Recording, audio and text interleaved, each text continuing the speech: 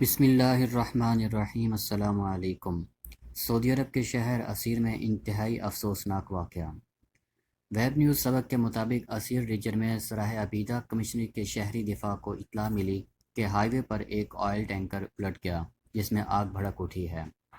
سعودی عرب میں شہری دفاع کے اہلکاروں نے آئل ٹینکر میں لگنے والی آگ پر قابو پا لیا۔ ٹینکر کے زخمی پاکستانی ڈرائیور کو ابتدائی طبی امداد فراہم کرنے کے لیے ہسپتال منتقل کر دیا گیا۔ اطلاع ملتے ہی فائر فائٹر کی مخصوص ٹیمیں واقعے کی جگہ پر پہنچ گئیں، جنہوں نے آگ بجھانے کی کارروائی کا آغاز کر دیا۔ ٹینکر الٹنے سے اس میں موجود ڈیزل میں فوری طور پر آگ لگ گئی، جبکہ ٹینکر کے پاکستانی ڈرائیور کو زخمی حالت میں ہسپتال منتقل کر دیا گیا۔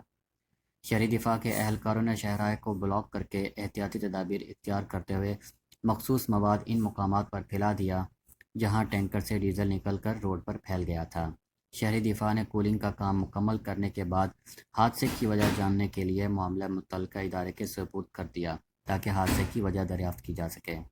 الحمدللہ ابھی تک کسی قسم کی کوئی جانی نقصان کی اطلاعات نہیں ہے۔ آپ سب لوگوں سے درخواست ہے کہ ویڈیو کو زیادہ سے زیادہ شیئر کیجیے اور ہمارے ان بھائی کے لیے خصوصی دعا کیجیے کہ اللہ تعالیٰ ان کو جلد صحت یاب والی زندگی عطا فرمائے۔